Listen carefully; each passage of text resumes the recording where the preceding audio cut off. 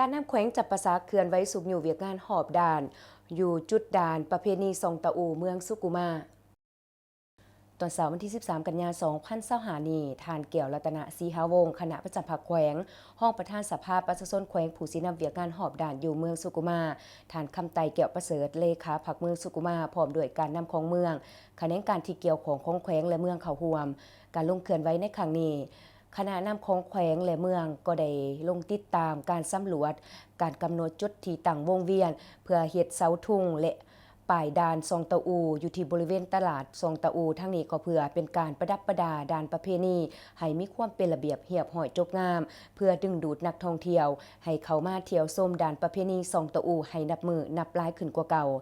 เป็นการพัฒนาพื้นฐานโครงหลังของเมืองเพื่อสร้างขบวนการคำนับหับตอนกองประชุมใหญ่ครั้งที่เก่าขององค์คณะภาคแขวงที่จะได้ไขขึ้นในมมนี้ให้มีบรรยากาศฟูดเฟิร์นพร้อมนี้ท่านแก้วรัตนศรีหวงศ์คณะประจำภาคแขวงก็ได้มอบไฟโซลาร์เซลล์จำนวน5สูตรให้อำนาจการปกครองบ้านใหญ่